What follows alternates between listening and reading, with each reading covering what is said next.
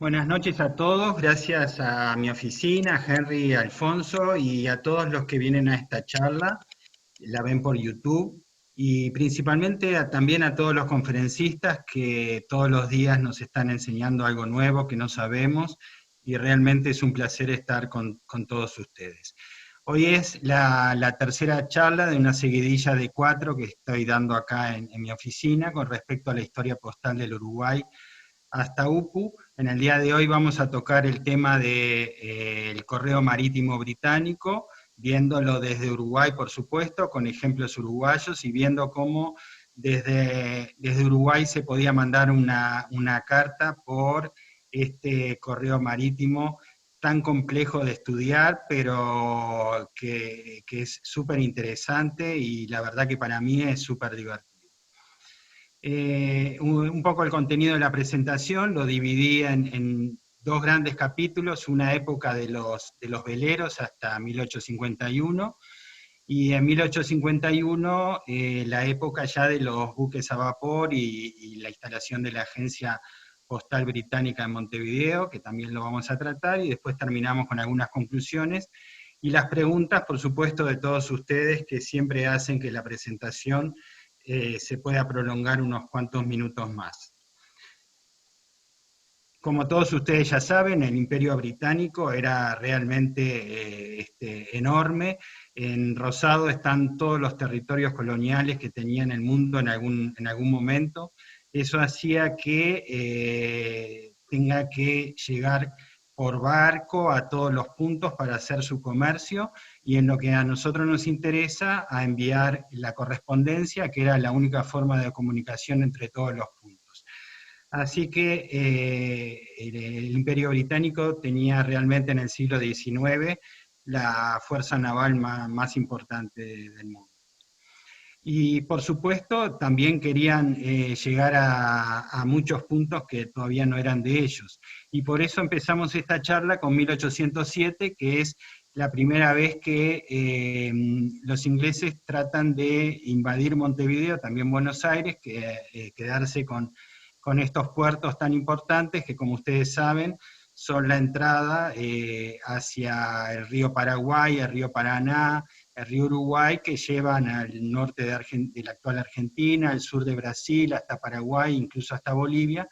Por lo tanto, Montevideo y Buenos Aires eran puertos muy importantes en el Río de la Plata para los ingleses. Y de ahí es que encontramos los primeros ship letters, que le llamamos, o sea, la correspondencia a través de los buques mercantes. Los primeros que se conocen desde Montevideo, acá les pongo los dos ejemplos, se conocen muy poquitos, 6 o 7 de estos. A la izquierda ustedes ven un ship letter que va de Montevideo a Londres, donde llega hasta el puerto de Portsmouth, en Gran Bretaña. Acá está la marca, pero dada vuelta. Y de ahí es enviado a Londres con una tarifa interna de 8 peniques. Acá tienen al reverso, se usaba esta marca fechadora, la S es de Sunday, de domingo, octubre 18, y el de la izquierda, que aparece también en la otra carta, es la fecha y la hora en la que se iba a llevar hasta destino, o sea, a las 10 de la mañana, forenoon, en el 19 de octubre.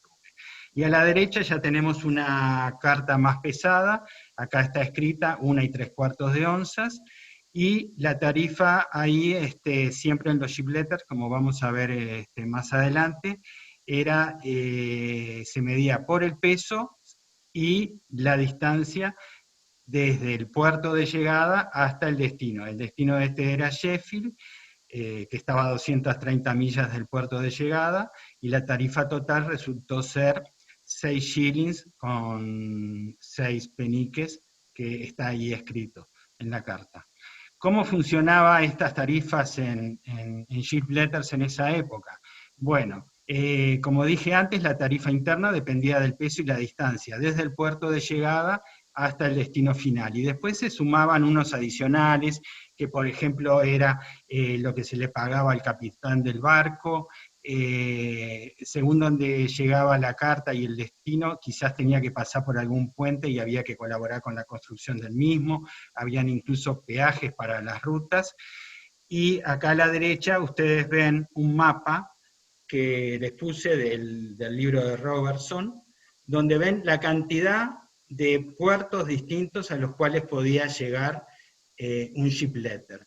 Y acá está Londres, que tenía acceso hacia todos los puertos, y como en ese momento todos estos barcos eran veleros, a veces por problemas climáticos ellos pensaban llegar hasta un puerto, pero en definitiva llegaban a otro, o por una guerra, o por cualquier cosa que pasaba. Entonces es importante saber que en ese momento no se podía pagar el porte en origen, sino que se pagaba en destino, porque realmente ahí es cuando uno iba a saber a dónde llegaba el buque. También tenemos que recordar para esta charla un poco la diferencia que hay de las medidas inglesas. Cuando hablamos de onzas estamos hablando de 28 gramos, cuando hablamos de la moneda era un chelín equivalía a 12 peniques, y bueno, una milla es 1,6 kilómetros. Y entonces en esa época había muchas tablas en el correo, yo les puse una para que ustedes tengan una idea, que por ejemplo que son las tarifas internas para los ship letters entre el año 1812 y 1839. Ustedes ven cómo dependía del peso de la carta, un cuarto onza, media onza, onza, pero dependía también de la distancia, como hablamos antes. Pero aparte, cuando la carta era menor a una onza, dependía también si tenía una página, era simple porte, 2 páginas era doble porte, 3 páginas era triple porte, o sea que era bastante complicado. Si a eso le sumamos los adicionales, realmente era una tarifa bastante complicada de calcular. Vemos acá, antes de la independencia del Uruguay, nuevamente hay, antes de que se independice, hay una guerra entre Brasil y Buenos Aires, que quieren quedarse con la banda oriental. Gran Bretaña interviene ahí diplomáticamente, bueno, se crea la República Oriental del Uruguay, pero antes de esto es la provincia cisplatina, y la salida de las cartas también era a través del correo marítimo británico. Acá a la izquierda ustedes ven una que va a Londres, que tiene la marca esta de 14 shillings por onza, entonces se le ponía en manuscrito cuánto era, acá está el 1, esta era una onza, entonces se le ponía, 14 shillings. Y la de la derecha es una carta que fue por el Concord of Aberdeen, o sea que llegó a esta ciudad, y para llegar a Londres tenía que llevar una distancia de entre 500 y 600 millas, y bueno, yendo a las tablas anteriores, se puede llegar a, como dice acá, 2 shillings, 6 peniques. Para los que no están, no conocen mucho del correo marítimo británico, hay que ver muchas cartas para darse cuenta de lo que escribían acá, pero después de unas cuantas uno ya empieza a leer correctamente la tarifa. Hay que recordar las tarifas que tenía Uruguay al extranjero. Desde la época colonial ya venía la tarifa en los reales, para tarifa simple hasta el 59 era 3 reales, después 5, 7 y 10. Con la aparición de la emisión de los soles y el cambio de tarifa en 1859, ya la tarifa al extranjero era de 120 centésimos, 180 doble, 240 triple y 300. Y después del 66, con el cambio del sistema decimal hasta la UPU, que es lo que nosotros vamos a estudiar, ya era 10 centésimos, 20, 30 y 40. Y siempre hay que recordar que las cartas que salían de Montevideo no llevaban estampillas en la época filatélica, sino hasta a partir de 1872, en el incidente postal, que lo vimos en otra charla y lo vamos a ver de vuelta, donde sí era obligatorio poner la estampilla uruguaya. Vamos a ver cómo estaban las tarifas antes de 1840, que es un año muy importante dentro del correo marítimo británico. Acá vemos una carta de 1839 que va de Montevideo en un barco mercante hasta el puerto de Gravesend para después ir hasta Londres. Del lado de atrás estaba la marca del puerto donde entraba la carta para poder cobrar la tarifa. Y la tarifa se calculaba así: el correo, el transporte marítimo era 6 peniques, al capitán del barco se le pagaba 2 peniques, la tarifa interna en este caso, según las tablas, y de ese año, eran 6 peniques, porque también les quiero decir que las tablas cambiaban muy a menudo sus tarifas. Esto da un total de 14 peniques, y como era triple porte, 14 por 3 daba 42 peniques, que eran 3 shillings y 6 peniques. Como dice acá, 3 shillings y 6 peniques. Esta es otro caso de 1840, esta de salida de Montevideo, acá dice por paquete británico, entonces lo que iba a subirse era al paquete Cocatriz, pero parecería que no llegó al tiempo por las fechas, y entonces es despachado en un buque mercante, posiblemente irlandés, porque este llega a Dublín, acá lo vemos por la corona, y después llega a Londres el 24 de septiembre. Esta es la única carta conocida desde Montevideo con esta carta. Esta carta sí pasa por el correo de Montevideo, o sea, paga su correspondiente reales, y la tarifa se calcula así: 6 de porte marítimo, 2 al capitán, en este caso que llegó a Dublín, en lugar de Falmouth, llegó a Dublín, Dublín es en Escocia, tenía que cruzar un puente, le cobraban 2 peniques adicionales, también en la ruta terrestre le cobraban un peaje en esa época que era de medio penique, si sumamos todos son 10 peniques, y esta carta, que era de 4 portes, da 82 peniques, y son 6 shillings y 10 peniques, como dice acá a la derecha, 6 shillings y 10 peniques. Y bueno, en 1840 vino la reforma postal. Ustedes vieron que el cálculo de tarifas realmente complicaba. Llegaban miles de cartas a Gran Bretaña, y este señor Rowland Hill no solamente hizo el famoso penique negro, lo hizo usar en esta reforma postal, sino que las tarifas también las hizo prepagas para este tipo de correos, las redujo en su precio y también las hizo uniformes. Por lo tanto, 1840 es un año muy importante para todo este tipo de correo.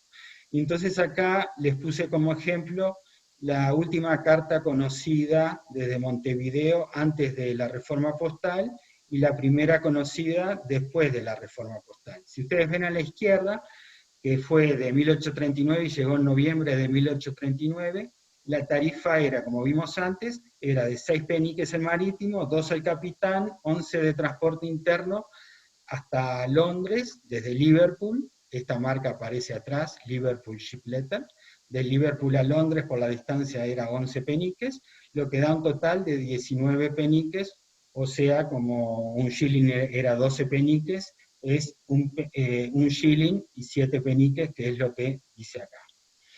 Pero sin embargo, algún mes después, fíjense que esta carta es exactamente igual, va de Montevideo a Londres, también pasa por Liverpool, pero solamente se le cobra 8 peniques, que es un precio menor al anterior. Y es una tarifa fija, y ya ahí ya no dependía de la distancia. Y en el tema de los packet letters, le llamamos packet letters a todas las cartas que iban por los paquetes. Los paquetes eran los buques que justamente estaban habilitados a llevar correspondencia, no eran buques mercantes, sino que eran buques que aparte de llevar carga y también podían llevar pasajeros, también llevaba correspondencia. Vemos, antes de la reforma, una de 1839, va por el Cocatriz, va hasta Río, después toma otro vapor hasta Falmouth, y luego llega a Londres. Ahí la tarifa marítima era de 2 shillings 7 peniques, que son 31 peniques, y después de la distancia de Falmouth a Londres, un shilling más, y en ese caso, cuando era una carta que venía del extranjero, a este total se le restaba un penique, y daba un total de 42 peniques, o sea, 3 shillings 6 peniques. Acá es 3 y 6. Esta raya se le fue ahí, se ve que estaba apurada. 3 shillings, 6 peniques. Y esta de la derecha ya es después de la reforma postal, va por el paquete Spider hasta Río y después llega a Falmouth, y esta va a Edimburgo, a Escocia, y paga el total de 2 shillings 7 peniques, o sea 31 peniques. Va a un lugar más lejos y es más económico que antes. El de la izquierda no pasó por el correo uruguayo, el de la derecha sí, porque acá ven ustedes la marca Montevideo, o sea, pagó los correspondientes 3 reales que tenía que pagar al correo uruguayo. También el correo marítimo británico se usaba para enviar cartas a todo el mundo, o sea, a otros destinos. El destino más importante en esa época, en esta época que estamos hablando, era Francia. Entonces está interesante estudiar qué pasaba con las cartas que iban a Francia, y comprendiendo esa lógica que usaban con Francia, también vamos a entender la lógica que se usaba hacia otros destinos. ¿Qué dificultades tenía en ese momento Gran Bretaña y Francia? Bueno, la primera era que un penique equivalía a 1,05 décimas de franco, o sea que acá ya tenemos una complejidad para el correo. Las cartas a Francia dependían del peso, sin embargo las de Gran Bretaña dependían, como dije antes, si era menor a una onza, del número de páginas. Después de una onza sí dependía del peso. Pero el peso era distinto porque tenían distintas unidades. Por ejemplo, una onza británica eran 28,35 gramos en el sistema métrico. ¿Cuáles eran las soluciones entonces para mandar una carta en esa época desde Montevideo, desde otros lados del mundo, pero estamos hablando de Uruguay, desde Uruguay hasta Francia por el correo marítimo británico? Bueno, teníamos que usar agentes encaminadores en Londres que recibieran la carta y luego la redespacharan hacia el destino final, o, como vamos a ver, todos los convenios postales que empezaron a venir con bastante corto tiempo uno del otro. Vamos a ver cómo era una carta que iba por un agente encaminador. Acá les puse un ejemplo de 1829, una carta que sale de Montevideo hasta Francia. La carta salía así: el remitente le hacía una línea muy prolija, como ven ustedes acá en el medio, escribía el destinatario en Londres, que este era el agente encaminador, o podía ser un amigo suyo. El agente encaminador que estaba en Londres le ponía por qué vapor o paquete quería que salga, y en la parte de arriba, ponía la dirección del destinatario final. De todos estos números, ustedes olvídense, la carta salía así. Esta carta no pasó por el correo uruguayo, no tiene ninguna marca, fue directamente al paquete. Salió por el Kingfisher, como había anotado acá, salió de Montevideo y llegó al puerto de Falmouth en febrero. En este caso no pasó por Río por algunas instrucciones especiales que no vienen al caso. Llega a Londres el 26 de febrero y a destino, en Francia, en Saint-Malo, llega el 7 de marzo. En París, hace tránsito en París, le ponen esta marca, Angleterre, que ustedes ven acá en rojo, para que se sepa desde dónde venía y así se sabía cómo cobrar. Ahora, ¿cómo es que se pagaba esta tarifa? ¿Quién la pagaba? ¿Cómo llegaba? Bueno, esto era así.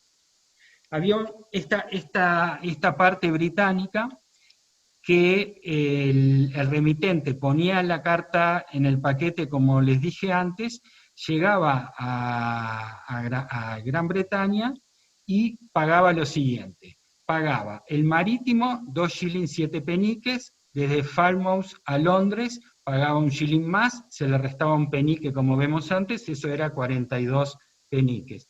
Como era una carta doble, la tarifa era 84 peniques, que da justito 7 shillings. Y acá lo ven, 7 barra y una rayita que era 7 shillings.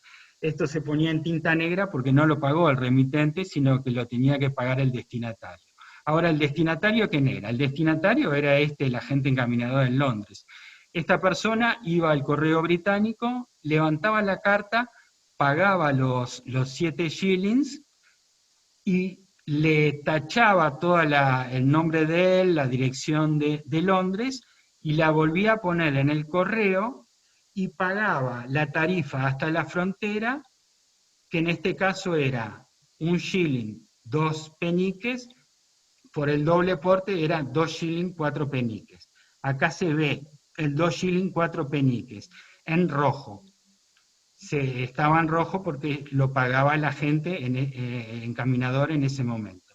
Está muy débil el rojo, esta es la única carta que conozco de Montevideo así, pero he visto de otros lados, y realmente este rojo siempre se borraba bastante y se encuentra muy clarito. Pero esto es lo que pagaba la gente encaminador para que la carta siguiera. Bueno, entonces, ¿qué pasaba? Llegaba a Francia, y ahí lo que pasaba es lo siguiente: se la pesaba y según una tabla que había, que es una tabla que funcionó del 28 al 48, según los gramos se le ponía un factor. Había un factor de 1, de 1,5, de 2, en este caso eran 10 gramos, y entonces el factor que se usaba era 2. Entonces, en Francia, ¿qué tenía que pagar el destinatario? Tenía que pagar el ferry que iba hasta Francia, que eran 6 décimas de franco, después el transporte hasta Saint-Malo, que eran 7 décimas de franco, esto daba 1,3 franco o 13 décimas, como había que multiplicar por 2 por el factor de la izquierda, terminaba pagando 26 décimas de franco el destinatario. Como ustedes ven, todas estas posiciones no eran al azar, siempre se ponía a la derecha y arriba esta tarifa, se la ponía de color rojo o negro según quién era el que pagaba, si ya estaba pago o no, a la izquierda arriba se ponían los gramos y en el medio las décimas de franco.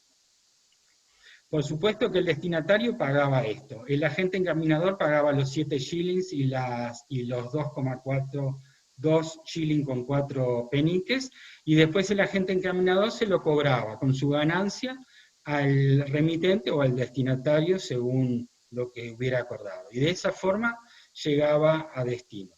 La verdad que era bastante complicado, ¿no? Bueno, entonces, ¿qué otras cosas surgieron enseguida? Los convenios postales entre Gran Bretaña y Francia. El primero es de 1833, son convenios largos, pero yo hice un pequeño resumen sobre las ventajas y desventajas que a mí me parecen que servían para esta conferencia. La ventaja era que el remitente ya no necesitaba usar un agente encaminado en Gran Bretaña. Ustedes se imaginan que las cartas comerciales podían llegar a conocer estos agentes, pero las personas particulares seguramente no conocían a nadie. Entonces, desde ese momento ya se podía usar como agente encaminador el propio correo de Gran Bretaña. Las desventajas seguía siendo la conversión monetaria, porque 1 shilling realmente eran 12,6 décimas de franco, y para el correo usaban una aproximación de 13 décimas, y no era nada cómodo. Y aparte, como ustedes vieron, y como se convino en este convenio postal, se anotaba por separado la tarifa interna y la externa hacia Francia. Realmente no tuvo buen suceso este convenio, incluso es difícil encontrar cartas que estén bajo este convenio, no solamente de Uruguay, sino de cualquier lado, pero sí el convenio más importante se produce en 1836. ¿Y por qué? ¿Cuál fue la gran ventaja? Que las tarifas internas británicas de entrada y salida se anotaban solo una vez. Era mucho más fácil para el correo y mucho más ágil. En ese momento llegaban miles de cartas al correo británico. Y aparte, en el convenio se decía que 1 penique era 1 décima de franco. O sea, 1 shilling eran 12 décimas de franco. Acá Gran Bretaña perdía un poquito de dinero, porque en realidad no era 1, sino era 1,05. Pero bueno, en el convenio se trató de esta conversión. ¿Y cuál era la desventaja que seguía existiendo? Que la contabilidad entre Francia y Gran Bretaña se seguía calculando carta por carta. Realmente era bastante tedioso. Vamos a ver un ejemplo de esto en 1836, vamos a ver de este convenio. Acá tenemos una carta de 1840 que sale de Montevideo hasta Burdeos por correo británico. Acá ven que dice paquete inglés, va hasta Río como siempre, el pasaje siempre era por Río en general. Después con otro velero iba hasta Falmouth, que ahí era donde llegaban los paquetes en esa época. Va a Londres, luego en Francia entra por Calais y después llega a Burdeos el mismo día. Este packet letter se aplica en Londres y justamente era para indicar que tenía que regirse con las tarifas de los packet letters. La carta salía así, esta pasó por el correo, pagó los reales correspondientes, y acá se anotaba la tarifa hasta Gran Bretaña. Siempre arriba a la derecha tenemos el marítimo de 2 shillings 7 peniques, la distancia de Falmouth a Londres, se le resta un penique, termina en ser 42 peniques, o sea 3 shillings y 6 peniques. Pero acá no lo tenía que pagar. Esto justamente era como una marca de contabilidad para después cobrárselo a Francia. ¿Y qué pasaba? Esta carta, el propio correo británico la encaminaba hacia Francia. Y en Francia, otra vez, a la izquierda arriba, se ponía cuánto pesaba la carta. En este caso pesó 7,5 gramos, vamos a la tabla, se usa el factor de 1,5, que iba de 7,5 gramos hasta 10, y después la tarifa se tomaba esta cifra de chelines, los 3 chelines, 6 peniques, que eran 42 décimas, las 42 décimas, ¿se acuerdan que era un penique, una décima? Después se le agregaba el transporte de Calais a Burdeos, que eran 14 décimas, se multiplicaba por el factor de 1,5 por el peso, 14 décimas eran por 1,5, 21 décimas, se le sumaban las 42 décimas que venían del correo británico, eso eran 63 décimas, entonces acá se ponía 63 décimas, que era lo que tenía que pagar el destinatario. O sea que el destinatario pagaba los 6 francos 3 décimas, y Francia le pagaba lo correspondiente al correo británico, que eran los 3 shillings 6 peniques, y entonces no se necesitaba, gracias a este convenio, un agente encaminador. Es interesante ver también que acá se ponía una F de francos, ¿y cómo se usaba esto? Cuando el valor era menor a 5 francos, se usaba décimas de francos, o sea, por ejemplo, 26 décimas se ponía 26, pero cuando era mayor a 5, o sea, a 50, como en este caso que era 63, se ponía una F en el medio, 6 francos, 3 décimas.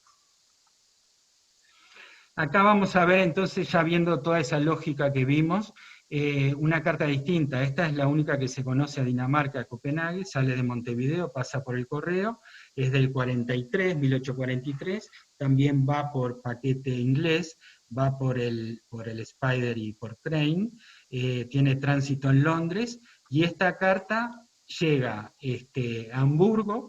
Tenemos la marca de tránsito de Hamburgo al reverso, esta marca que es conocida de Hamburgo, y después el 16 de enero la recibe el destinatario en Copenhague, están las marcas del lado de atrás. Esta pagó 5 shillings, un penique, para llegar hasta Hamburgo. En Hamburgo hicieron la conversión de a la moneda alemana, exactamente 5 shillings, un penique eran 78 skillings, que está acá, y después si uno da vuelta la carta, del lado de atrás ve esto escrito, y que corresponde a la moneda esta Rigsbanskillings, que es la moneda en Dinamarca en ese momento, y donde se pone 250, que era justamente 250 correspondían a estos 78 skillings, que a su vez correspondían a estos 5 shillings, un penique. Y se le sumaba el transporte de 29 más 2 desde Hamburgo a Copenhague, sumaba 281. Esto es lo que pagaba el destinatario, y después cada uno le pagaba su correspondiente, según los convenios, a los correos por donde había pasado. O sea, Alemania, Gran Bretaña. O sea, en definitiva, hay que tener en cuenta siempre que nadie perdía dinero, todos ganaban, pero alguien lo pagaba, o el destinatario o el remitente. Los convenios postales que habían en ese momento y se encuentran en todas estas cartas son, acá les hice un pequeño resumen, hay convenios que duraron del 43 al 45, se usaba esta marca del artículo 12, del 46 al 55 la del artículo 13, y que se usó solo en el 56, el artículo 18. Esto era para todas las colonias, posesiones británicas y países de ultramar. O sea que esta es la que nos corresponde a Uruguay y a nuestros países. Y con estos nuevos convenios, ¿cuáles eran las ventajas más relevantes? Que ya no se hacía la contabilidad uno a uno en las cartas, como veíamos antes, sino que ya se pesaban a granel y no se trataban individualmente. Y lo que decía este convenio era que se pagaba por cada onza de cartas, se ponían y se pesaban todas las cartas, y por cada onza que pesaban se le cobraba 3 shillings, 4 peniques, que era justamente exactamente 40 décimas de franco, 40 peniques que eran 40 décimas de franco. Hay que recordar que una onza eran 28 gramos con 35. Y hay que tener en cuenta también, porque a veces he visto alguna descripción mal, que este artículo 12, artículo 13, artículo 18, no era el artículo del convenio, o sea, como que el convenio tenía un artículo 1, artículo 2, etc. Era el formulario, venía los distintos artículos que correspondían poner de dónde venían las cartas. O sea, este grupo de cartas que venían de acá, en este convenio, estaba en el artículo 12. Había que llenar el formulario y era el artículo 12. En este se ve que se agregaron algunos lugares más, se agregó uno más, entonces ya pasó a ser, en vez del 12, pasó a ser el 13. Y acá se agregaron 3 más y pasó a ser, no, 5 más, y pasó a ser el 18. Pero siempre la tarifa era la misma. Y estas marcas se ponían en rojo y en Londres. Acá vemos, rápidamente vamos a ver unos ejemplos, por ejemplo del 45, acá ven esta carta que fue hasta Burdeos, lleva la marca del artículo 12, y lo interesante de esta carta, que es del 29 de noviembre del 45, es que es la última fecha conocida de esta marca, a nivel mundial incluso está en la literatura, o sea, ya después de esta fecha ya no se usó más este artículo.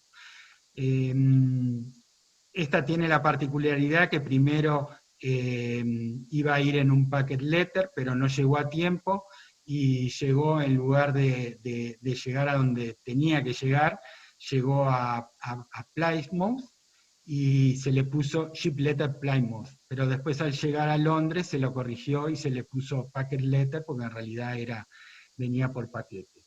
Esto pagó 10 décimas para ir de Gran Bretaña a Francia, 10 décimas para ir de Boulogne a Burdeos, un total de 20 décimas, o sea, 2 francos pagados por el destinatario, acá está el 20. Acá tenemos un ejemplo del convenio del 46 con el artículo 13, como duró más años es el que se encuentra más, es el menos raro de todos, y acá también sale de Montevideo con la marca fechadora, o sea, paga sus 3 reales al correo uruguayo. Va por Río por un vapor, después va hasta Falmouth por otro velero, perdón, pasa por Londres, ahí se le pone la marca, luego tiene el tránsito por Calais, que es la entrada a Francia, y después va hasta Havre, y paga 15 décimas de franco, son los 10 décimas por el transporte de Gran Bretaña a Francia, y las 5 décimas de Calais a Havre, esto lo paga el destinatario. Y acá tenemos la tercera que vimos, que es la más rara, porque solo se usó en el 56, es la del artículo 18, pero el tratamiento es el mismo, acá sale de Montevideo por el correo uruguayo en el 56, va por el paquete inglés, y esta va por la Royal, en ese momento ya estaba la Royal con sus vapores, llega a Southampton, que era donde llegaba la Royal, ya lo vamos a ver, el mismo día a Londres, pasa a Calais, va por tren con la estafeta ambulante a París, y después llega a Burdeos. Paga 15 décimas para llegar a Burdeos, en ese momento era para las cartas simples, y lo pagaba el destinatario. Algo interesante, que es algo que no está en la literatura y lo quería mostrar ahora, es qué pasaba con los capitanes si traían correspondencia a Uruguay o no. Antes ustedes me escucharon decir que a los capitanes de los ship letters se les pagaba 2 peniques por cada carta que llevaban. Eso era para que justamente no se les escapara ninguna carta. Pero también en Uruguay se les pagaba. Fíjense este aviso que iba para los capitanes, este es un aviso de 1846, es cuando el correo uruguayo, ustedes ya me escucharon en otra charla, esto que voy a decir, que del 45 al 51 la renta del correo se vendió a una empresa privada.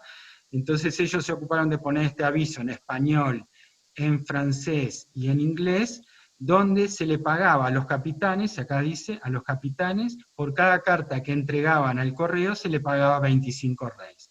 Esa era la idea, y realmente esto es importante saber, porque si no, realmente las cartas entraban y nadie le pagaba al correo uruguayo. Y acá llega, no sé si ustedes ven el movimiento de esto, la máquina de vapor. Y yo me quería mostrar esta lámina, porque realmente esto no solamente produjo un gran cambio a nivel industrial, entrando en las máquinas industriales y en los generadores eléctricos, sino también en los ferrocarriles y por supuesto en los buques. Y los buques empezaron a dejar de ser veleros y empezaron a ser buques a vapor, cada uno con su caldera a carbón, con esta máquina a vapor, donde el vapor entraba, movía este cilindro de doble efecto, con su cigüeñal, biela y manivela movía esta rueda, y esta rueda lo que permitía era mover unas paletas en los costados del vapor o una hélice. Y esto lo que hizo fue que la velocidad fuera fija, que ya no dependiera del viento, entonces la correspondencia ya empezó a llegar en días concretos a los puertos, ya llegaban al puerto exactamente que tenían que llegar.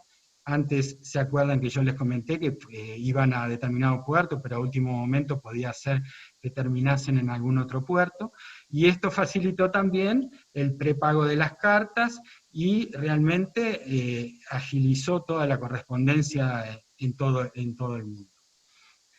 Y entonces empezamos a ver compañías inglesas que ya funcionaban, que ya eran vapores, y acá les hice un simple esquema de las compañías inglesas que llegaban a Montevideo desde 1851 hasta la entrada. Entonces les estaba contando lo de la Royal, que fue la que estuvo más tiempo, incluso sin interrupciones, llegando al Río de la Plata. Esta es la South American, que solamente estuvo un año, la Lamford and Hall, que fue del 68 al 76, la Pacific Steam, que estuvo desde el 69 hasta el 80, y la Tide, que fue del 69 al 70, solamente un año. Entonces ahora lo que les voy a mostrar son ejemplos de todos estos. Y como les dije, los puertos ahora ya solamente fueron 3 los importantes, según la compañía llegaban o a Falmouth, o a Southampton, o a Liverpool. Y de ahí iban a Londres generalmente, entonces se empezó a simplificar todo. La Royal empezó en el 51, y la ruta que hacía era de Southampton, pasaba por Lisboa, Madeira, Tenerife, Cabo Verde, Pernambuco, Bahía, Río de Janeiro, y volvía a Southampton. Pero tenía otro vapor más chico, de la misma compañía, que hacía el trayecto de Río de Janeiro hasta Montevideo y Buenos Aires. Esto, los primeros vapores de la Royal que hicieron esto, están acá, ustedes lo pueden ver, y son el Teviot y el Esk, y realmente esto cambió todo, ¿no? Porque ahora se sabía exactamente la duración. Es un mapa hecho por la Royal mismo, donde ve se ve las rutas que tenían, que era justamente hacia el Río de la Plata y la otra hacia el Caribe. Y en 1850 la Royal hace el contrato con, con el British Post Office, con la corona, comienza para comenzar en enero del 51, y acá les puse los temas que me parecieron más importantes, un poco para recalcar, porque en ese contrato ya se especifican las paradas, los tiempos, lo de la línea principal que era hasta Río y una secundaria hasta Montevideo, Buenos Aires. De Montevideo salía una secundaria también que iba hacia las Islas Malvinas, hacia la Falkland. Se decía exactamente qué día y a qué hora tenía que salir, todos los 9 de cada mes a las 6 de la tarde, si era un domingo salía el otro día a las 10 de la mañana, o sea, eran bastante puntillosos, ¿no? Prohibido llevar correspondencia que no estaba estipulada, la duración en días y horas a la ida y a la vuelta, y lo que recibía la compañía, que eran 270.000 libras, de los cuales eran unas 30.000 que era por el transporte de la correspondencia a Río de la Plata. Y acá estaban las tarifas que cobraba el correo, que era hasta media onza 1 shilling, de media una 2 shilling, de una a 2 4 shilling, y cada onza adicional 2 shillings. Y acá vemos, como siempre les digo, es importante saberse los nombres de los vapores, porque muchas veces venían escritos en cada carta. Estos eran los vapores que hacían el tramo de Río de Janeiro hasta el Río de la Plata, y las fechas en las cuales lo hicieron. Fíjense que por 18 años, del 51 al 69, existió esta línea secundaria con un vapor más pequeño. Y acá están todo el listado de todos los vapores, desde el primer viaje que hicieron hasta cuando se hizo cada viaje. Y como ustedes ven, a medida que van pasando los años, los tonelajes de los barcos cada vez eran más grandes y eran mejores. En el 51 también se crea, por supuesto, la Agencia Postal Inglesa, y las primeras marcas que se usan son la del Paid Out Montevideo, la coronada acá circular, que se aplica en negro y se empezó a usar en el 51, junto con la fechadora, que también se aplicó en negro.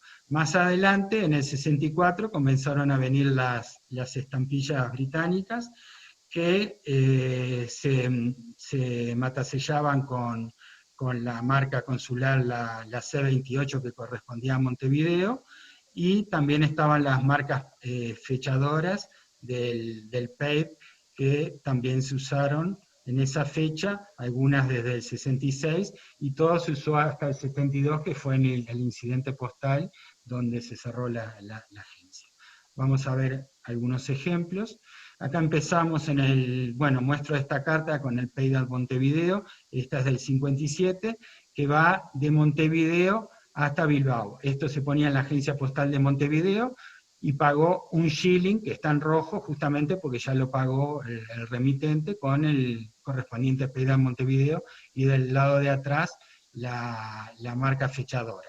Esta, como ya dije antes, iba hasta Río y después hasta Southampton, pero bajó en Tenerife, y en Tenerife posiblemente tomó algún barco español y llegó hasta Bilbao, y ahí se le cobró al destinatario el porte simple de 4 reales.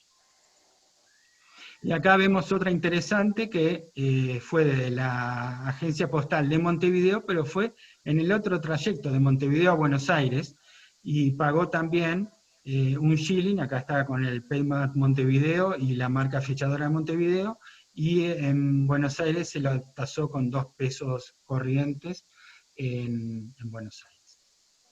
Acá vemos un destino único, que es México. Creo que esta es una de las cartas más bonitas que hay del C28, porque hace el doble cruce del Atlántico, y aparte tiene un destino que es único pre-UPU, que es a México. Y lo que hizo fue de Montevideo a Veracruz, fue por la Royal hasta Río con un vapor, bajó y se tomó otro vapor más grande hasta Southampton, llegó el 5 de diciembre, de ahí fue a Londres, y de Londres tomó el atrato hasta Saint Thomas, después el Danube hasta Veracruz y llegó el 27 de diciembre. Esta pagó en origen 2 shillings, 11 peniques, que es la suma de todas estas estampillas británicas que se pusieron en la Agencia Postal de Montevideo, y luego en destino pagó 2 reales. Esta también es una ruta es inusual, solo se conocen 2 cartas. Es una carta que fue a Nueva York desde Montevideo con el C-28, fue hasta Río, pero en Río bajó. Acá dice, vía Río de Janeiro. En Río de Janeiro tomó otro vapor y se fue directo, tomó el South America y fue hasta San Tomás y luego hasta Nueva York. Esta pagó 8 peniques. Y este es otro destino interesante, creo que ya lo había mostrado, pero es Italia, pero también es para mostrar que existen otros destinos que no son los usuales, y esta fue, por el correo de Montevideo, fue también por el vapor británico de la Royal, llegó a Río, después a Southampton, y después fue hasta Génova, donde pagó 1,70 lira por una carta hasta 15 gramos. Como era antes del 72, no llevaba estampilla de Uruguay. Esta es una carta certificada, registrada, con el registro también puesto en la agencia consular de Montevideo. Esta fue a Bruselas, y esto se aplicó en Londres, esta marca que está acá, con el PD, pago hasta destino, pagó 1 shilling, 8 peniques, que incluían los 4 peniques del pago certificado, y llegó al destinatario a Bruselas. Les había mostrado que habían compañías con un año solo de actividad que tenían poco tiempo de uso en nuestro país llevando correspondencia. Esta compañía hizo solo 3 viajes y duró solo 4 meses. Se conocen solo 6 cartas de Sudamérica y solo 2 de Montevideo, esta es una de ellas. La característica es que iba a Liverpool y tiene esta marca atrás, South American, y iba a Liverpool. Bueno, esta es una carta que fue a París, y ya la descripción ya la hice antes. Acá a la izquierda arriba es una marca que son 2 rayitas que correspondía al peso. Eso servía para decir que era aporte doble, para ponerle el factor que había que ponerle. Es una carta que está, según este convenio, del artículo 13, y en destino paga las 30 décimas de franco. Pero lo interesante es el vapor, la compañía inglesa que la transporta.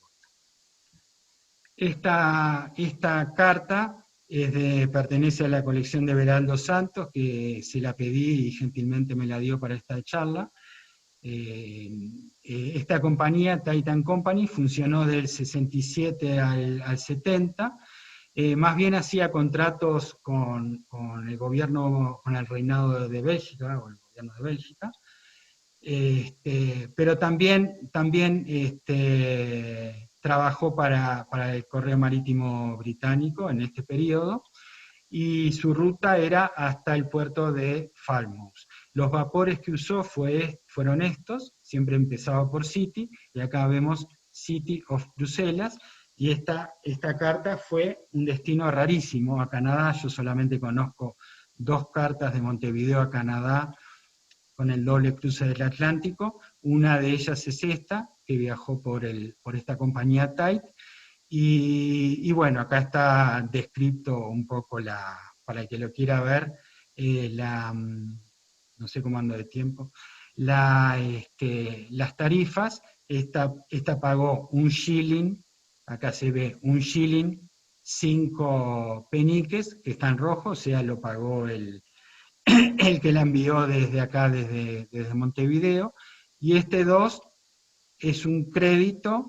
El Correo Británico le acreditaba al de Canadá, según el convenio que tenía, en 2 peniques, porque fue llevado por un buque canadiense desde Gran Bretaña hasta Quebec, y del puerto de Quebec se llevó hasta Montreal. Otra compañía que hemos visto inglesa es la Lamport and Holt. Esta iba al puerto de Liverpool, a otro puerto, se funda en 1865 y firma el contrato en 1868. Esta dura un poco más de años, pero son rarísimas las cartas, acá les muestro una de ellas. Esta es de Montevideo, sale por la agencia postal, acá dice C28. Existen solo 2 cartas conocidas que viajan por esta compañía. El C28 lo que indica que salió por la agencia postal de acá, pagó un shilling acá en Montevideo, y fue por este vapor, el Hyparcus, que llega a Liverpool el 16 de marzo, y luego al día siguiente llega a Londres. Acá está el Montevideo Paid. Lo interesante de esta carta es eso, ¿no? La compañía por la que viaja, que es rarísima. Y llegamos a la Pacific Steam, que ahí sí ya estuvo más años. La Pacific Steam, acá tengo una breve reseña sobre la compañía. Lo importante para nosotros es que en 1868 hace su primer viaje por el Estrecho de Magallanes. O sea, sale de Liverpool, Burdeos, Lisboa, San Vicente, va directo hasta Río de Janeiro, de Río de Janeiro a Montevideo, no va a Buenos Aires, pasa por el Estrecho de Magallanes, por Punta Arenas, y llega hasta Valparaíso.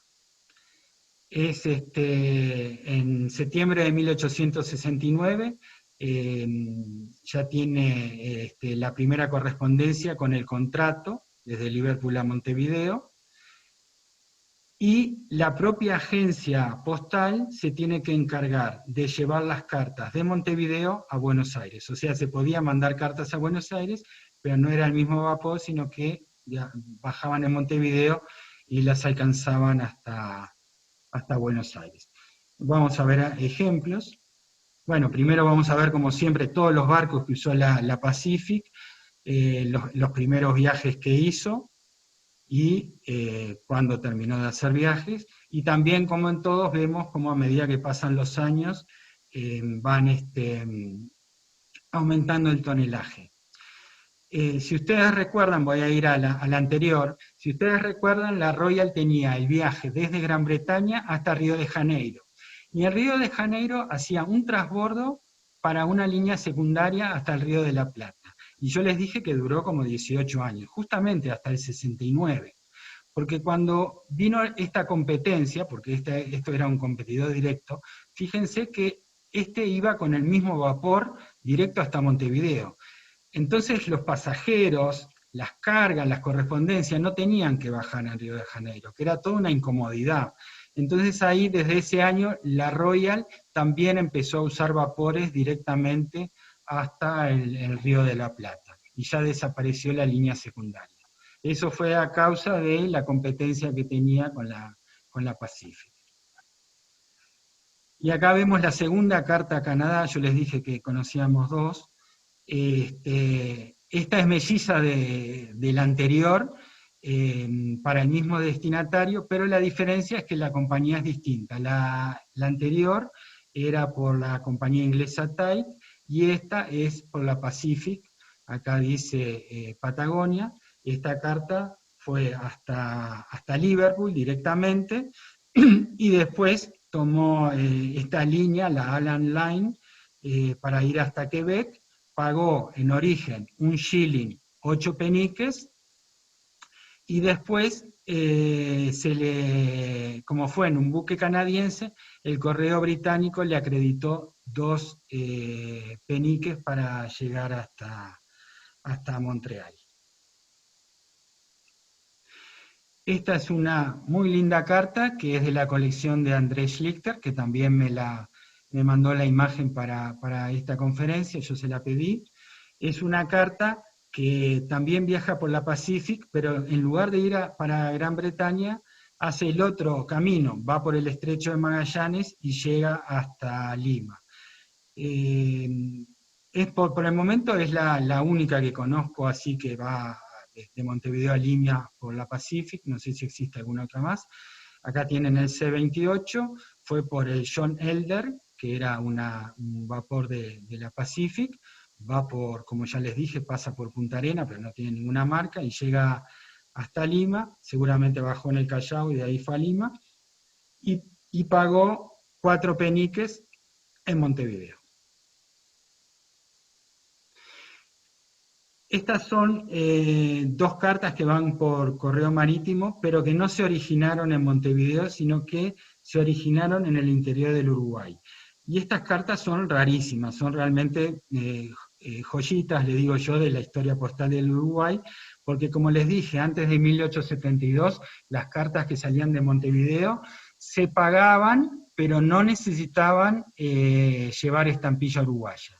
Entonces estas son anteriores al 72, la de la izquierda es de 1862, va de Paysandú hasta Suiza por correo marítimo británico, pero como sale de Paysandú, lleva el porte interno, que si ustedes ven la tabla que les di antes era de 120 centésimos, con un sol de 120 centésimos. Acá tiene el tránsito por Montevideo, que la pone en el correo marítimo británico, pasa por Southampton, Londres, Calais, y bueno, llega hasta Suiza, donde paga los 115 rappen. Acá tienen la marca de intercambio anglo-francesa, que esta ya es del 56, y pagaba un franco 60 centésimos por cada onza, o sea, cada 30 gramos. Solo se conocen 2 cartas con soles por el correo británico. Y esta es un poco posterior, del 70, ya los soles no estaban las cifras, y esta sale desde un pueblo, Independencia, que era de donde estaba el saladero que yo les comenté en una charla anterior, es el actual Fray Bentos, y es una carta que va hasta Londres. Entonces lo que hace es de Independencia hasta Montevideo, acá tienen la marca de Montevideo, y de Montevideo va hasta Londres por el vapor de la Royal. Y se le cobra un shilling al destinatario, acá lo ven en negro, no en rojo. Solamente se conocen 2 cartas con esta marca de este pueblo Independencia.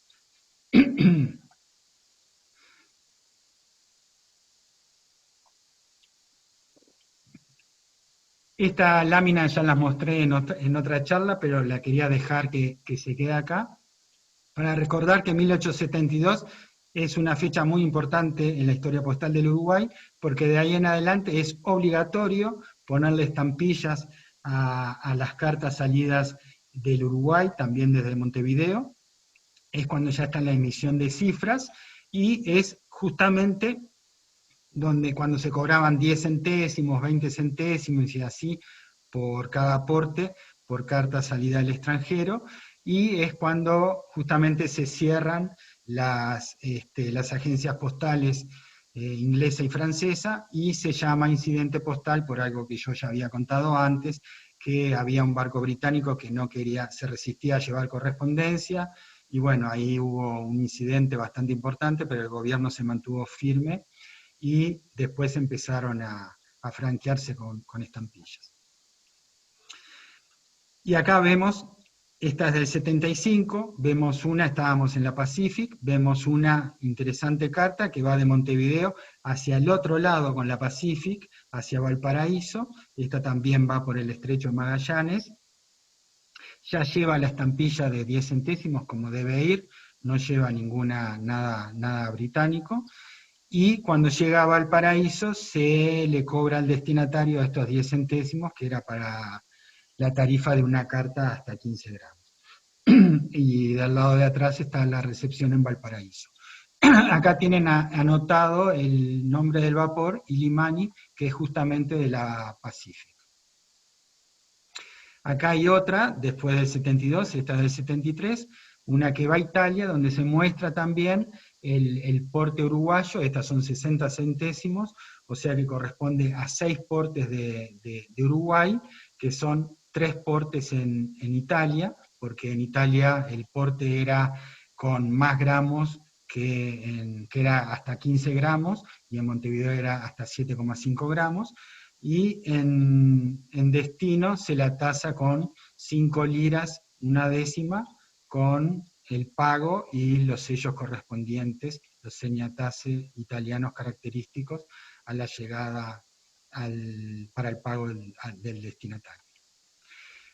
Les quería mostrar un poquito en los diarios de la época cómo salían las propagandas y las competencias que habían. Esto es un diario del 74, estos son 2 fechas distintas, pero era porque este diario lo pude tener más prolijo que otro, pero en el mismo diario, en la misma página, salían la competencia y la propaganda.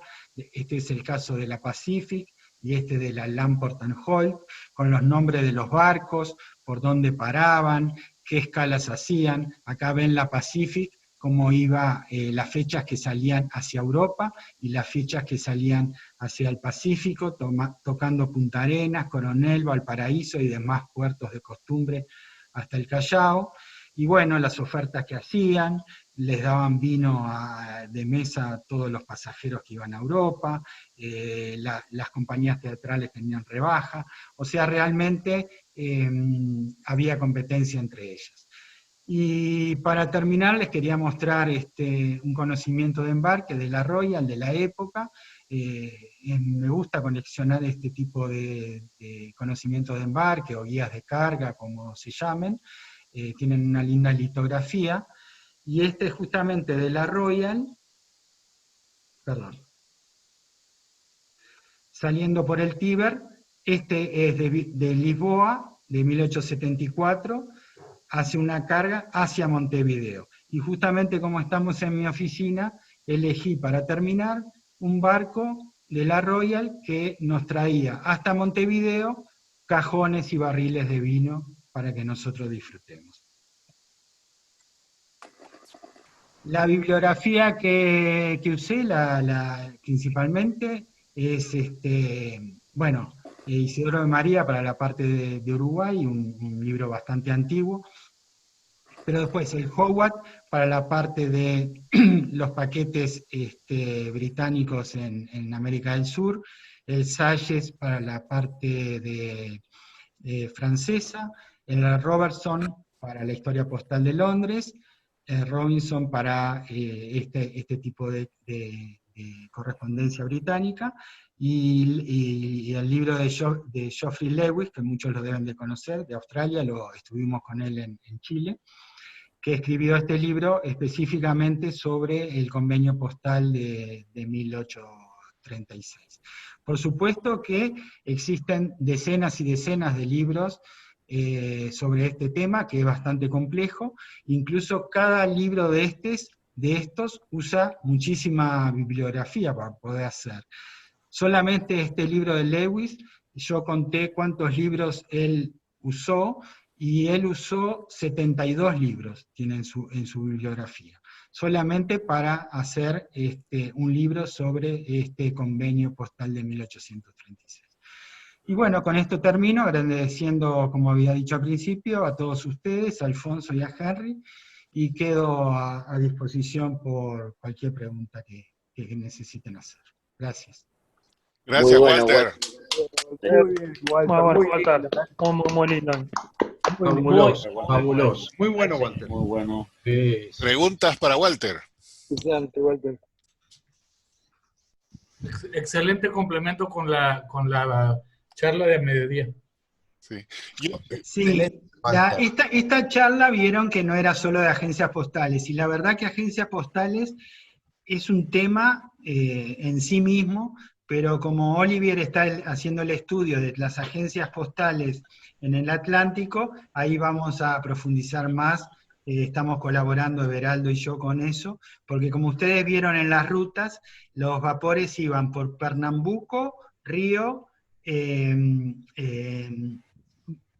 Pernambuco, Bahía, Río, Montevideo y Buenos Aires. Y en esos 5 puntos se instalaron agencias postales.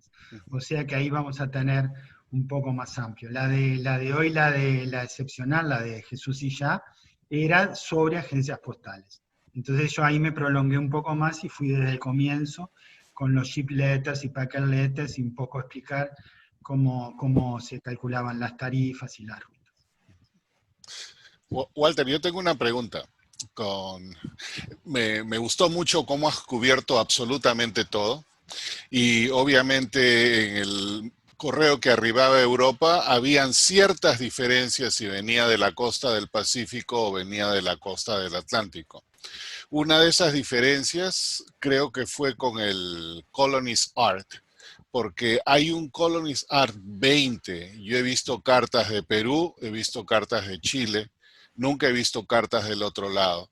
He visto el Colonies Art 18 de Argentina, de Brasil y de... No sabía que había de Uruguay, hay Uruguay y esa va del Atlántico. Pero también he visto un caso que obviamente se equivocaban, pues, ¿no? Y lo hacían por error.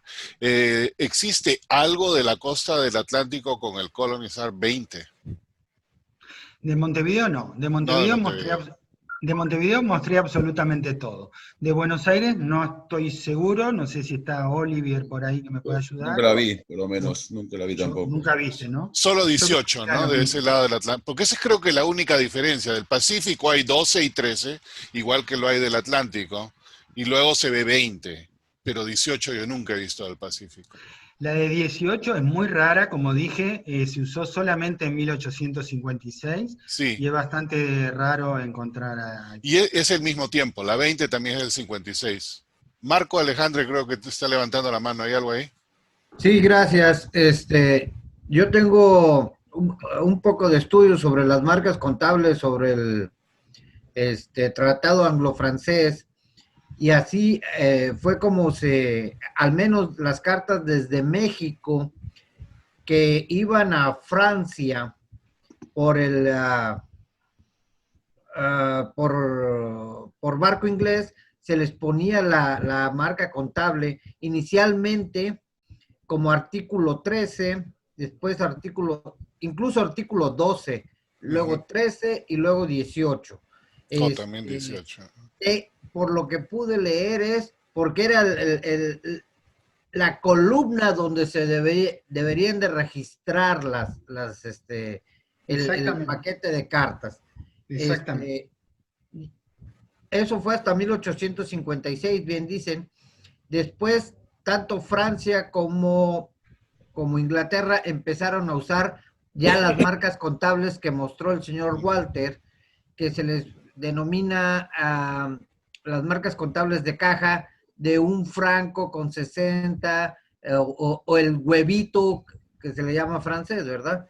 Pero es la primera vez que oigo mencionar el artículo 20, ¿eh? No sabía que existía. Sí, existe del lado del Pacífico Sur. Hay cartas de Perú y hay cartas de Chile con eso. También del 56, coincidentemente, y también raros. Si quieren, puedo entonces, compartir una imagen. Sí, por favor, Guillermo, si la tienes ahí, ya que estamos en el tema.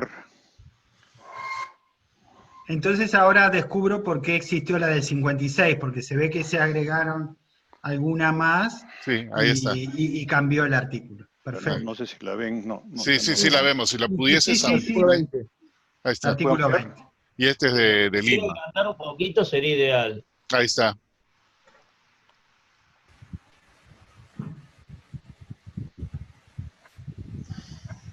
Sí, aunque no es colonies, es foreign countries, pero bueno, es algo similar, ¿no? Pero claro, algo similar.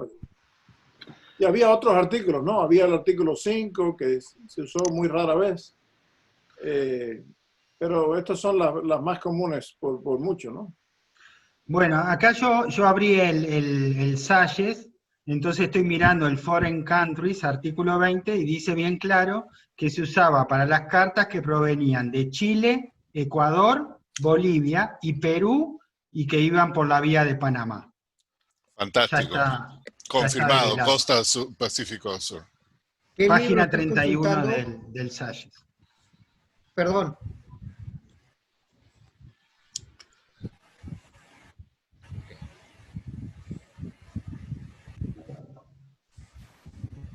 Y como bien dijo Marco Alejandro, eran artículos que en el formulario, ¿no? Que se ponían. Porque a veces confunde artículo, uno se piensa que un convenio es como un documento que tiene muchos artículos. No, era el artículo, de dónde venían las cartas.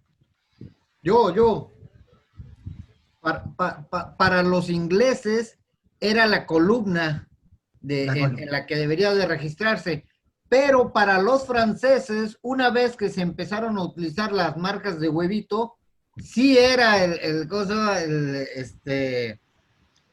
artículo, el número de artículo de la ley, y así ya nada más podían cambiar la tarifa, no necesitaban cambiar el número de artículo, porque los ingleses, como cambiaban de columna, tenían que cambiar la cancelación al 12, al 13, al 20. Sí. Una pregunta eso de la marca de huevito, porque esas marcas son bien enigmáticas en el sentido de que no son tan descriptivas como esto.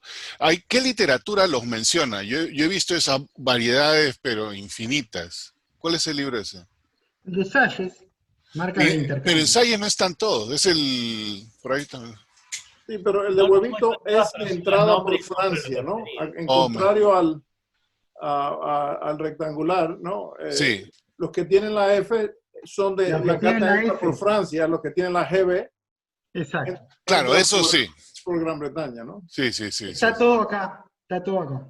Ok. Sí. Ok. Yo lo puse en la bibliografía al final. Perfecto, de ahí lo sacó, no lo he visto en el Salles. Ok. Walter. Es el tomo 8 de Salles. Lo que pasa es que Salles tiene cualquier cantidad de tomos. Exacto, yo solamente tengo el de Latinoamérica, gracias. O ese es el que tengo, segundo. Hay varias manos en alto. Edna. Sí, felicidades, Walter, muy entretenida, muy instructiva. Dos consultas pequeñas. Me llama la atención que cuando iba por el estrecho de Magallanes, parara en Coronel, que es un puerto relativamente pequeño. ¿Tú sabes por qué? Esa es una pregunta. Y la otra, en la publicidad del Pacific, la última que mostraste, hay una cosa que no sé lo que es, que se le decía publicidad a un chimborazo. Tampoco sé. Un barco. Sí. Lo de Coronel, ¿querés? ¿Será por el carbón? Sí, por el carbón.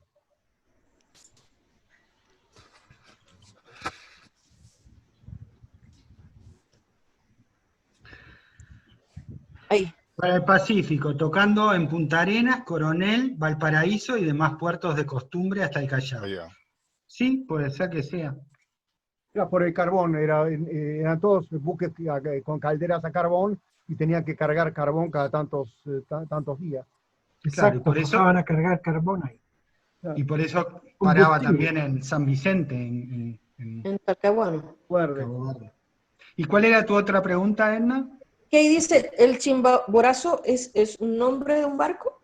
¿Dónde está? ¿A la izquierda o a la derecha? Ahí abajo, sí. Sí, estos son nombres de barcos. Ilimani, Britania, Patagonia, Sorata y Chimborazo. Eran los nombres de los vapores. Eso. Ok. David Brown.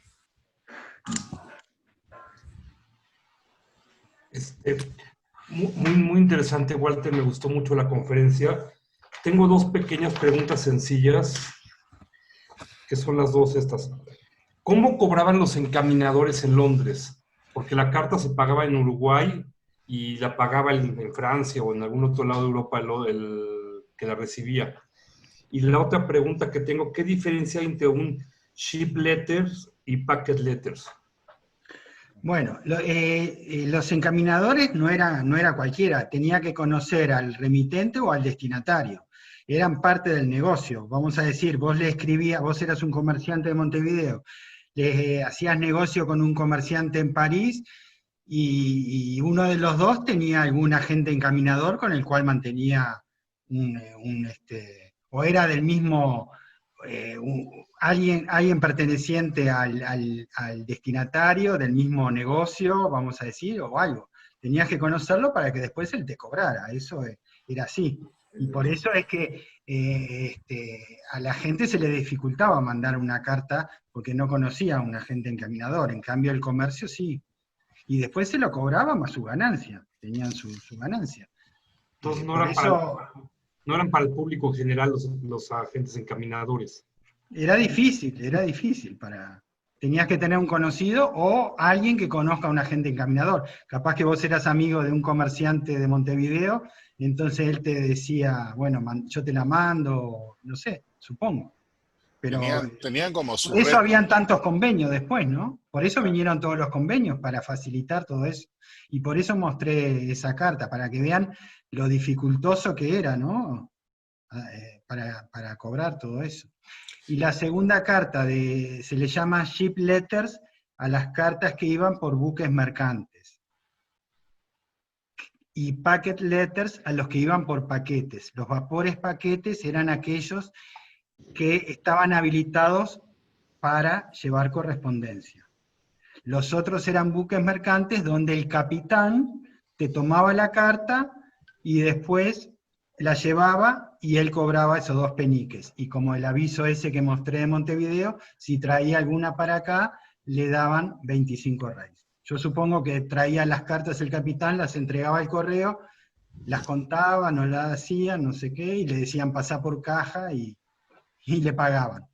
Porque si no, no entraban al correo. Entonces el correo perdía dinero. Muchas gracias.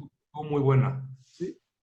Lo mismo, Walter. La próxima vez debes estudiar mejor las tarifas, me parece, ¿no? Porque... Impresionante la presentación. No, hay 2 definiciones de packet boat, de paquete. La definición inicial eran buques que hacían un recorrido, una travesía con regularidad. Y posteriormente se le aplicó a los buques que operaban bajo contrato de algún correo, ¿no? De correo americano, correo inglés. Y las cartas que llevaban tenían una tarifa diferente de las cartas sueltas de barco mercante, como has mencionado. Esa diferencia es el descuento, ¿no? Lo interesante... No, packet letters eran más altas. Solían ser claro, más altas. Como mostré ahí, lo interesante es que eran distintas las tarifas y los paquetes que justamente llevaban correspondencia eran más caros que los ship letters. ¿Pero por qué? La gente prefería pagar más, pero sabía qué día llegaba. Tenían mayor regularidad, como dice Yamil. En cambio, un ship letter lo agarraba un vientito, el vientito en vez de llegar a Gran Bretaña, lo llevaba a no sé dónde, a Escocia o a Gales, y uno realmente no sabía cuándo llegaba bien, ¿no? Y en el comercio eso era importante. Como dijo Yamil, la regularidad de los paquetes era importante. También los paquetes tenían una cosa que se llamaba privilegio en el puerto. O sea que por eso se les pagaba más, porque ellos, cuando todos estos puertos tenían muchísimo tránsito, entonces los paquetes tenían derecho a entrar primero, no se podía hacer demorar un paquete, mientras que el ship podía tener que demorar. Claro. Y esos privilegios eran de todo tipo, incluso hasta la limpieza. Yo por algún lado leí que hasta los limpiaban gratis. Y los ingleses también tenían un término para correo voluntario, ¿no? Free line, free letter. Yo recuerdo porque cuando hice algo de investigación para preparar una charla, sobre todo hablando de los años después de la independencia, donde todo era un caos, el correo inglés vía Jamaica entró a recoger correspondencia. No iba por correspondencia, obviamente iba por mercancía, pero ya que estaba ahí, se le pagó para llevar correspondencia vía Jamaica, y hay un término, nada más que no me viene en este momento a la mente, pero era free algo, free line, free ship, free lance. El término el privilegio que tenían los packet letters se siguió utilizando con los barcos de pasajeros, y sobre todo los barcos mixtos, los de carga y pasajeros. Esos barcos tenían, digamos, prioridad de atención en el puerto a los otros barcos regulares de carga. Entonces, eso se mantuvo en el tiempo y se sigue manteniendo. Un barco de pasajeros llega a un puerto que está muy congestionado y entra derechito, casi derechito a ser atendido en el puerto. Walter, me parece que muestras una carta que fue parcialmente transportada por buques ingleses y el resto creo que fue a Estados Unidos, no me acuerdo, no lo mencionas, pero por un buque americano, ¿no? De la US and Brazil Mail Steamship Company. No sé si te acuerdas de esa carta, ¿no? Había ese tipo de correspondencia principalmente de Argentina, pero que se conocen un par de cartas por vía de Montevideo a Argentina. No, esta línea, habla Everaldo, había una línea de navegación que se llamaba New York, Brazil Navigation, or Navigation Line, or something like that. US and Brazil Mail Steamship Company. De Nueva York a Río, pero muchas de las, y paraba en San Tomás, y muchas de las cartas iban a Buenos Aires, y paraban en el Río y recibían el correo consular, el C-43. Y esta línea funcionó por varios años. Sí, hubo tres líneas con ese nombre. La primera de 1868 al 78. Después hubo un hiato y hubo dos compañías con el mismo nombre haciendo el mismo recorrido, ¿no? Sí, que paraban en San Tomás, todas. Sí, sí. La que venía de Cuba, sí. Hay una correspondencia muy interesante de Cuba. Hay más de una docena de cartas que iba de Cuba a San Tomás, de San Tomás por vapor americano a algún puerto brasileño, o de vez en cuando a Río de Janeiro iban esas, sí. Iban a Río, pero también en Bahía, Pernambuco, y después de Brasil por vapor de la Royal hasta Argentina, ¿no? Pero a veces paraban en Montevideo.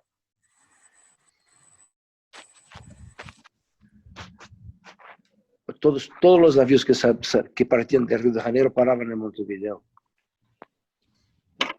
Sí. Pero esa carta que muestras, que acabas de quitar, Walter, ¿la puedes poner? ¿Ves? Fue pagada no fue hasta Nueva York por buques ingleses. Los buques ingleses nada más que llegaban hasta Brasil, ¿no? O sea que esta fue de Montevideo hasta Río. Bahía o uno de esos puertos. No, hasta Río. Hasta Río. Y de ahí por un vapor americano, ¿no? No, de Río, no. De Río a Montevideo era por vapor inglés. O Pacific. Sí, exacto. Claro. De Río a Montevideo. Pero de Río a New York. Bueno, esta es de Montevideo hasta Río. Y entonces de Río por vía de San Tomás hasta Nueva York por un buque americano, ¿no? Okay. Sí, por la línea Brasil, Nueva York, Brasil. Y creo que la tarifa hasta Río era 4D, lo cual no le porta hasta Río, supuestamente, ¿no? Esta es una carta doble, como ves, 20 centavos americanos y 8 peniques.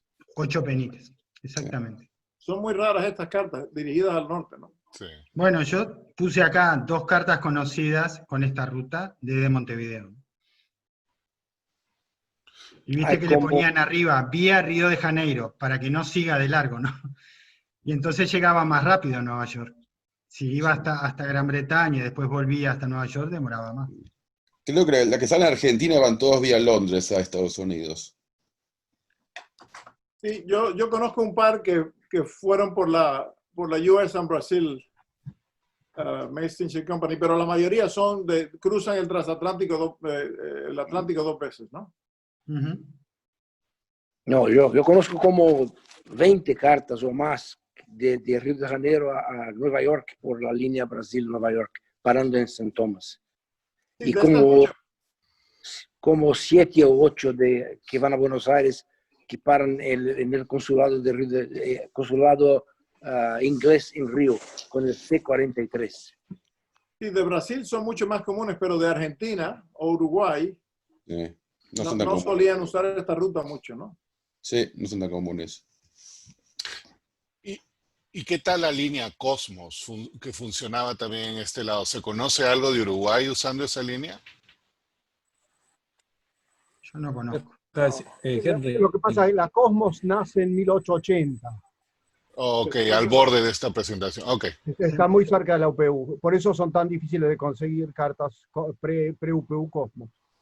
No, ¿Qué fue antes de eso? Porque me parece de que hay algo que se llama Cosmos que sale del lado del Pacífico, y del 70 y tantos. Es la misma, la línea alemana que iba a Malvinas, hacia Montevideo, Malvinas. Ok. Punta Arenas. Henry. Cristian, sí. Bueno, gracias, Walter, estaba excelente la presentación. Quería hacer un comentario respecto al tema de Coronel, que lo preguntaron por ahí. Andy tiene razón, en realidad era un puerto de carga de los barcos, pero tenía otra importancia muy significativa. Tú mismo en el mapa mostraste que saltaba a la Pacific de Coronel a Punta Arenas, ¿te fijas? Y por lo tanto no había ningún puerto intermedio, y Coronel era muy importante desde el punto de vista postal. Es decir, era lo que se llamaba oficina de cambio, y era una oficina postal que justamente recogía la correspondencia de todo el sur de Chile y se embarcaba por Coronel, porque después de Coronel el barco no paraba hasta Punta Arenas. Y a propósito de lo que comentó Andy recién, Cosmos, justamente la línea alemana, también paraba en Punta Arenas, pero tenía la posibilidad de hacer recaladas en Valdivia y Puerto Montt, y por tanto recogía algo de correspondencia, pero no la Pacific. La Pacific saltaba de Coronel a Punta Arenas. Entonces, Coronel era un puerto muy importante desde el punto de vista postal. Eso es lo que te quería comentar. Gracias, Cristian. Everaldo creo que quería decir algo, parece que lo interrumpimos. Sobre ship letters, los ship letters de los navíos mercantes, esto fue reglamentado desde 1711 en Inglaterra. Fue el primer país del mundo que reglamentó esto, pero reglamentaba la marca de entrada y el porte de llegada, nada más. Ahí vino Francia en 1815, que reglamentó esto igual. Pero ship letters eran sí reglamentados, pero a partir de la llegada. Desde 1711 en Inglaterra, 1815, no, 1780 y pico en Francia, con estos Colonie Par, Guyane, Colonie Par, el puerto de entrada. Las marcas eran siempre del puerto de entrada, en Inglaterra como en Francia.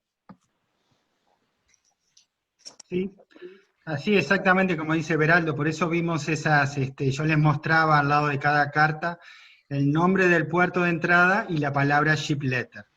Y tenían una tabla con la tarifa desde ese puerto hasta que las millas hasta el destino. Hasta el destino. Entonces uno tenía que calcular cuántas millas eran para saber cuánto le tenía que cobrar. Sí, y lo mismo en Francia. Como dice Beraldo. Sí, como dice Beraldo, sí, se llama el Acto de la Reina Ana de 1711. También se aplicaba en las colonias inglesas de ultramar, ¿no? Como en Estados Unidos, se comenzaron a recibir ship letters a partir de principios del siglo XVIII, ¿no? Sí, yo aquí tengo. Sí. Sé que vamos a tener una charla que va a explicar la parte con España, pero similar a Francia, ¿existió algún convenio así tan temprano entre Inglaterra y Francia? Perdón, y España, que era, digamos, transparentes a nosotros en Latinoamérica, porque en tiempo colonial solamente usamos el correo español. Bueno, no exactamente, pero hubo una línea de paquetes entre Falmouth, en el sur de Inglaterra, y La Coruña, a partir de 1689, me parece, muy temprano, ¿no? Que funcionó intermitentemente, porque, bueno, estaban en guerra la mitad del tiempo, ¿no? Sí. Pero el Falmouth Packet, o Coruña Packet, le decían los americanos, los británicos, y el Falmouth Packet, le decían los españoles, funcionó por más de un siglo, ¿no? Intermitentemente, y tenía una tarifa particular para esas cartas, ¿no? Pero no necesariamente aplica. Yo conozco tan solo una carta de Centroamérica de 1790, por ahí, que circuló por el paquete de La Coruña Falmouth al llegar a España, pero es muy raro, no he visto muchas cartas. Okay. ¿Las de Nicaragua, Yamil? Sí, sí, de La del que tiene León y Guatemala, ¿no? Sí. Creo que 1791, 92, no me acuerdo.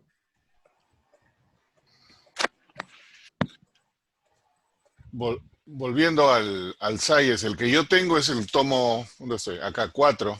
¿Cuál era el tomo que tú decías, Walter? El 8. El 8. El 8.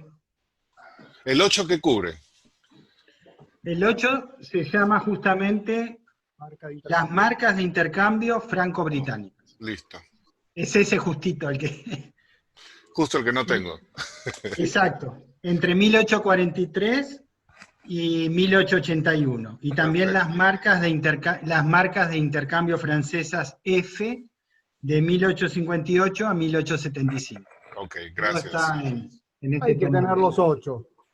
Sí, pero conseguir este solo me costó. Son 9. No se consiguen tan fácilmente. Los 8 que son 9. Sí, no solamente tenés que... Hubo una reimpresión, Henry, o sea que se consiguen un poco más baratos ahora. ¿O sí? Y aparte lo más importante es que si querés leer el tomo 8, te tenés que leer los 7 tomos primeros. Claro, todo construye uno sobre otro, por eso creo que me quedé en el 4. Que fue lo que encontré. Sí. Ese tema, por cierto, de las marcas de intercambio de contabilidad, ¿no? Ha sido expandido muchísimo por un investigador americano que se llama Jeffrey Bond, que está escribiendo un libro al respecto, que va a ser muy bueno, una referencia indispensable, en mi opinión, ¿no? Sí. Para compensar esa carencia del tomo 8, este libro también es fantástico, las marcas de pasaje, sí, porque acá te lo pone todo en forma visual y prácticamente puedes sacar. No sacas detalles, pero sacas de dónde es. Y por cierto, el autor cumple a fines de este mes 90 años. ¿O sí? James Van der Linden. Sí, todavía se mantiene activo escribiendo e investigando. ¿De dónde es él? Belga. Belga, ok. Gracias. Una vez le escribí, porque había una carta que llegaba a Bélgica que no tenía ni idea cuánto era que pagaba el destinatario, y le mandé la carta, no solamente le mandé un mail, no solamente me contestó en el día lo que yo quería, sino que me dijo que mi carta, si él la podía mostrar entre sus amigos. Y le digo, ¿cómo no va a poder mostrarla? Pero muy simpático, y contestó en el mismo día, increíble, sin conocerme, ¿no? Sin nada. Fantástico. Una pregunta. Entre Inglaterra y Estados Unidos hubo un convenio postal en el año 48. ¿Qué consideración se dio para el correo de Montevideo hacia Estados Unidos? No, ese convenio no lo vi usarse en ninguna carta. Sí la mostré que la carta que iba a Canadá tenía un convenio parecido a ese, al del 48 entre Estados Unidos y Gran Bretaña. Era bastante similar, pero para Uruguay no. Yo conozco bien ese convenio, no he visto cartas de Sudamérica manejadas por ese convenio. Hubo un segundo convenio en el 68, ¿no? 20 años después. Ya de esa época hay muchas más cartas de Argentina, por ejemplo, que hacen el cruce transatlántico doble, ¿no? Pero entre el 48 y el 68 no he visto ninguna carta de Sudamérica. De esa parte de Sudamérica, ¿no? Menos mal, Yamil, porque si no, no iba a poder dormir. Sí. Bueno, otro comentario sobre ship letters, de que en Inglaterra reglamentó esto en 1711, Francia en 1700 y pico, y Estados Unidos reglamentó esto en 1799, que con two cents para ship letters, y la parte terrestre por millas, que cambió en 1799, era un valor, 1812 otro valor, 4 años después otro valor, 1825 otro valor, y por ahí va. Hasta 1855 estaba reglamentado el ship letter por millas para entregar las cartas en Estados Unidos, aparte de los 2 centavos que se cobraba para todas. Sí, pero Estados Unidos desde 1711 era parte de Inglaterra, ¿no? O sea que se aplicaban las mismas tarifas de barco. No. Sí. Inglaterra reglamentó las cartas que llegaban a Inglaterra. O sea, pagaban, llegó por el puerto, metían la marca del puerto y cobraban para entregar en Inglaterra. Y nada más.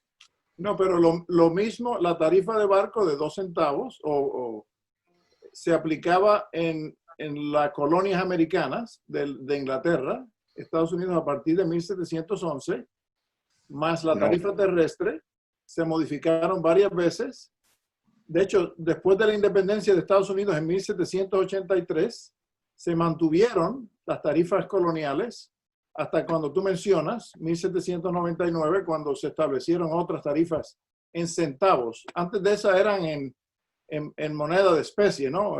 Pennyweights y granos.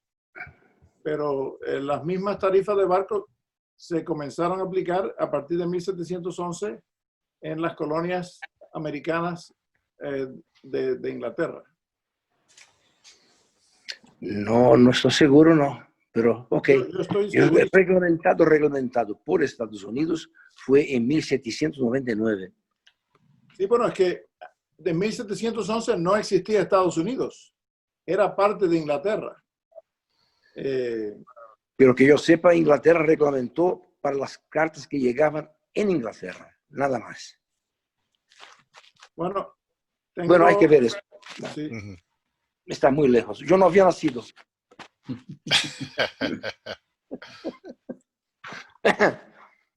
Si hubieras estado ahí, Everaldo, ahora sería un milagro, ¿verdad? Te tendríamos. Les puedo compartir por favor, unos chip letters de Colombia a Londres de 1820 y tantos. Seguro, adelante. Sí, existen. De todos los lados. Sí, seguramente que sí. No olvidemos que Holanda y Alemania igual reglamentaron la entrada de ship letters, poco más tarde. 25, yo también creo que no. ¿Se ve? Sí, se ve. Sí. Creo que Holanda reglamentó cuando se arregló la situación en Europa en 1815. Ese es el chip letter de Liverpool, una carta enviada desde Bogotá a Londres en 1825. Y aquí hay otra también de esa misma época. Y esta es un poco posterior. Y aquí hay un packet letter a Londres de 1825 también, pero esta venía de Kingston. Hay mucha de esta, y este es un chip letter de Portsmouth. Así que hay sí, bueno, ahí tienes la tarifa de barco más la tarifa interna, ¿no? La última de abajo, esto también fue por vía de Jamaica. ¿Ves que tiene la marca del agente encaminador Commercial Rooms? Sí. Esa es una marca que se ponía en Kingston de agentes encaminadores comerciales. ¿La ves? Sí, aquí está. O sea que fue llevada privadamente hasta Jamaica, donde fue manejada por agentes encaminadores y de ahí fue a Londres por vía de Portsmouth. Y tiene la tarifa de barco hasta a Portsmouth y la tarifa interna, ¿no? Que te suman 1 y 4. No me acuerdo ahora la distancia entre los... Y yo no sé si esta era la marca que decía antes el free. Que decía... No, ya lo chequé, es Feeder Service. Ah, sí, es otra cosa, sí. Feeder Service. ¿Y esta marca de qué es? ¿Free qué? Porque el destinatario era un miembro del Parlamento o algo de eso. Le ponen ahí el square. Dice Parlamento o Gobierno. Lo ves ahí, dice MP, Member of Parliament. Okay. Debajo del nombre de Roberts. Sí. MP es un miembro del Parlamento. Member of Parliament, sí. Ok. Una franquicia. Gracias, eso no sabía. Muy bien. Otra pregunta, bueno, yo tengo una carta similar, pero ahí la tenía también Manuel. Estas cartas en esa época tienen el double ring del chip letter. ¿Significa algo o no? Yo creo que alguien alguna vez me comentó que era si era recibido en la mañana, tenía un proceso, si era recibido por la tarde, era otro proceso de aduana. Pero nunca llegué a tener una explicación clara de eso. No, no sé eso, pero había 100 puertos o docenas de puertos que recibían la correspondencia, ¿no? Sí, pero alguna vez me notaron eso del double ring y si era de la mañana o era de la noche. Pero no, o de la tarde, no tiene nada que ver. Ok. ¿Esa E qué significa? Esa F me parece que es de viernes, Friday. ¿Es E o es E? Es una E. ¿No es? Ah, es una E. Yo creo que eso es F de extranjero, foreign. Foreign. F punto, me parece. F punto podría ser. Porque también hay C, hay A y hay otras cosas. Ah, no me acuerdo de esa. Otro libro sobre Inglaterra. Yo tengo una parecida del año 20 de Jamaica, que parece que el almirantazgo, cuando estableció su packet, lo hacía de Falmouth a Jamaica en los primeros años, antes que estuviera la Royal Mail Steam Packet, ¿no? Sí. Y hay marcas muy parecidas, yo incluso puedo compartir si quieren, pero es una marca bien parecida a esa. A ver, ¿no? Yo te puedo enseñar una de si quieren. A ver. Hubo varios servicios de paquetes ingleses a América, pero las colonias inglesas empezaron en 1702. El Domer Packet. Okay. Esta es a Dinamarca, El Salvador a Dinamarca, 1838. Wow. Y está con la D, el double ring, con la D. ¿Y viste la marca de acá de tránsito por Hamburgo, la que mostré yo? Muy bonita carta. Sí, esa la tiene Jim Mazeppa. Era de John Harris.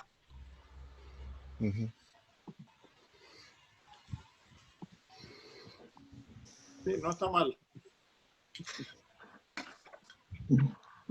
Guillermo, ¿la tuya es similar a esa con el double break?